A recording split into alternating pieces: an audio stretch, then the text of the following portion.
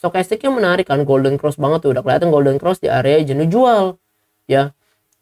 Price actionnya bagus. Nah, MACD tapi masih terus merah.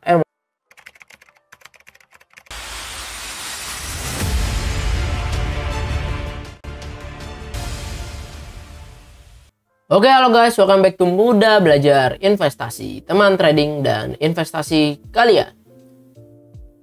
Seperti biasa kita akan menganalisa beberapa saham dan juga kita akan menganalisa bagaimana IHSG ke depannya. Apakah January effect akan terjadi atau malah sebaliknya. So, sekarang simak langsung aja ke chartnya. Let's go.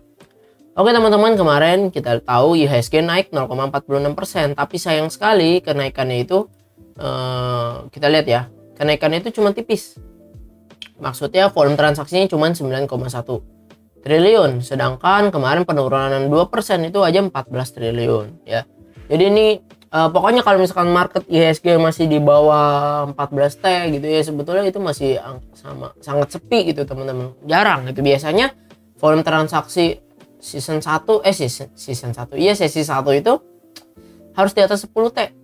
Ya ini malah sampai close masih di bawah 10T. Jadi reboundnya IHSG kemarin di area support ini volumenya sangat kecil. Apakah IHSG bisa berpotensi jebol dari support ini dan ke 6.500? Bagikan pendapat kalian ya. Tapi kita mau bahas hari ini itu kita ngeliat volume transaksi terbesar di kemarin itu, yang tertinggi itu Bank BRI itu teman-teman, lihat 800 miliar. Nah kita lihat nih Bank BRI kemarin setelah dia mencapai resistance-nya, dia ternyata nggak berhasil untuk menembus all time high-nya lagi. Jadi nggak ketembus lah. Akhirnya ada breakdownnya kita menganggap gap ini adalah support dan resistance ya. Jadi ini dia jebol support dan ditambah dia jebol MA 50, lalu jebol lagi MA 100, ada rejection. Nah hari ini kemarin Bank BRI itu turun 0,43%, tapi candlenya hijau. Kenapa? Karena dia opennya itu gap down ya, gap down. Jadi dia kemarin close-nya di tanggal 5 itu close-nya itu di 4640, tapi di kemarin hari Jumat opennya aja udah 4550, tapi ada buyer beli ya, buyer beli. It's good, menurut gue itu sangat baik sekali gitu ya, karena dia mempertahankan posisinya, nggak mau jebol di bawah MA 200 gitu teman-teman, dan akhirnya dia mengetes buat ngebreak MA 100. Good. Kalau misalnya kita ngeliat dari chartnya BBRI masih uptrend. Kenapa? Karena ini golden cross ya. Lalu di sini juga golden cross, masih uptrend. Hanya sayang sekali candlenya masih close di bawah MA 100 dan MA 50. Kapan BBRI menarik lagi? Menarik jikalau BBRI berhasil close di atas MA 50. Good. Menurut gue itu benar-benar good.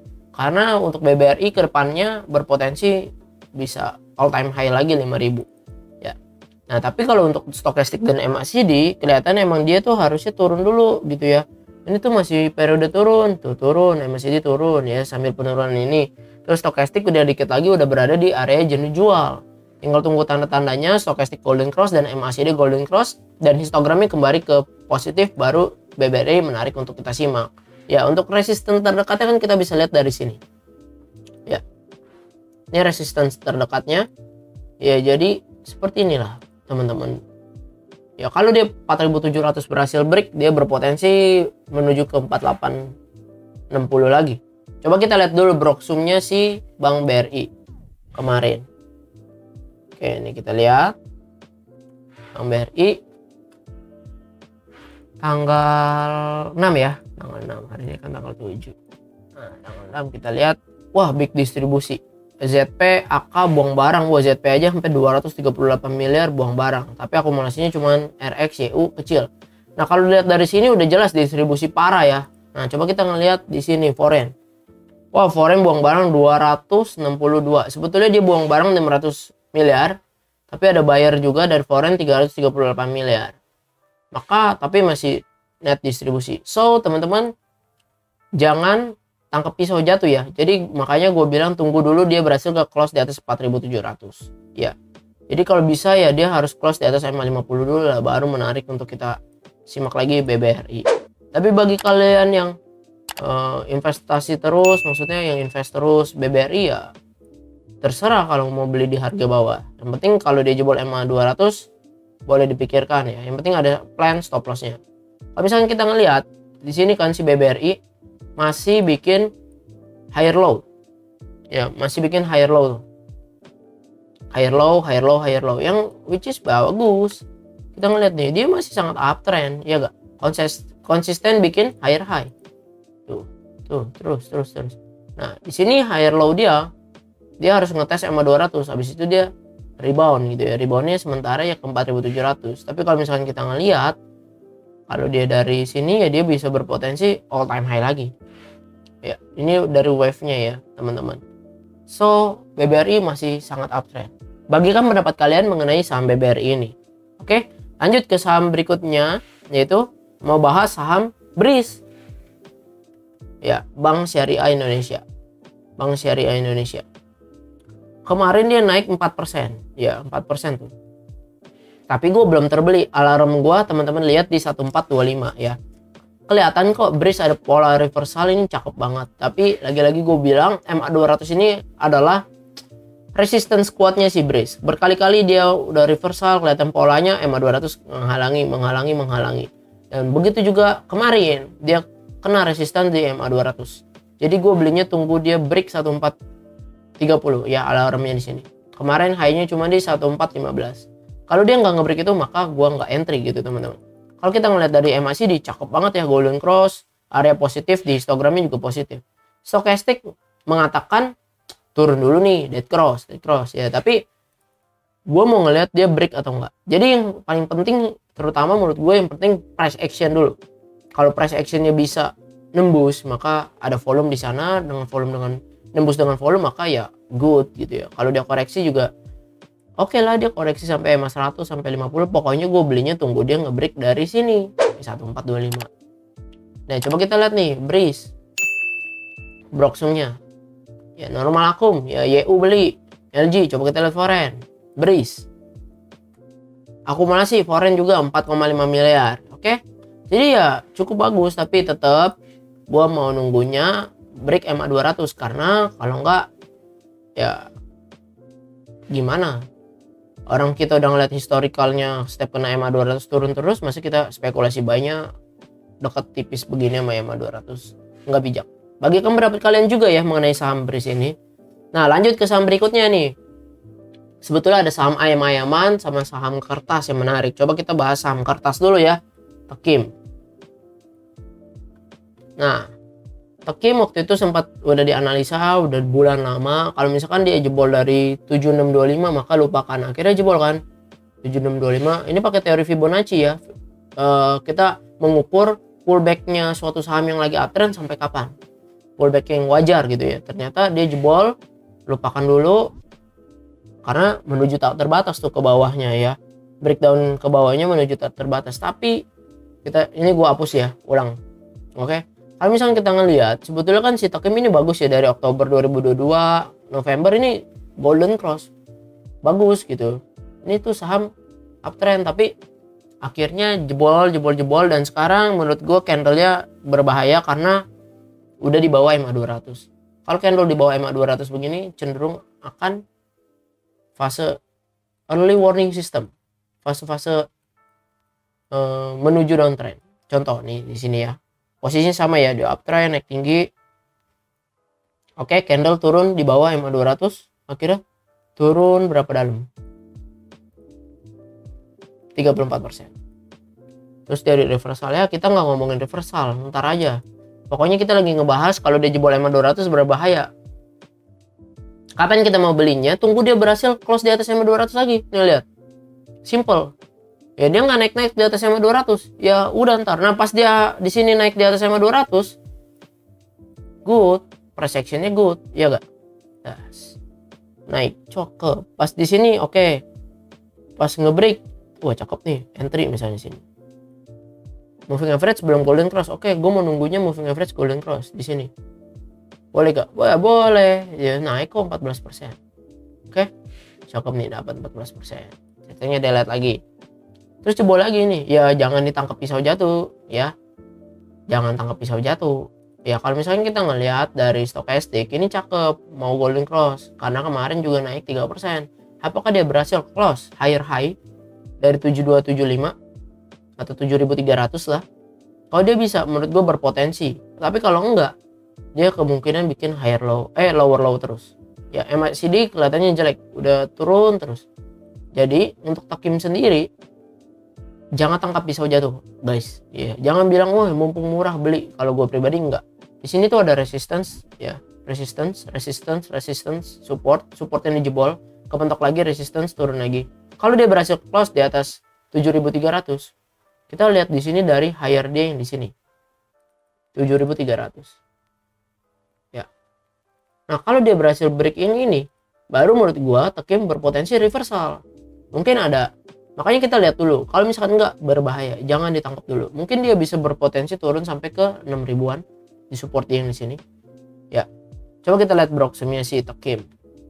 Jadi teman-teman, jangan pernah ngelihat cuma kenaikan dalam satu hari terus kita langsung telan mentah-mentah wah besok pasti naik. Jangan.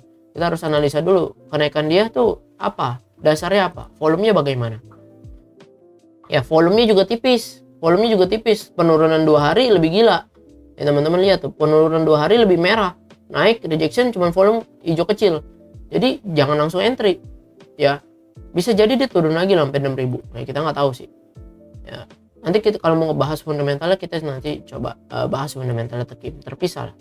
Oke, ini normal distribusi netral. Coba kita ngelihat foreign si Takim. Foreign akumulasi 7 miliar. Kelihatan dari sini ya. Tuh AK, ZP, KZ nih akumulasi semua nih BK. Oke.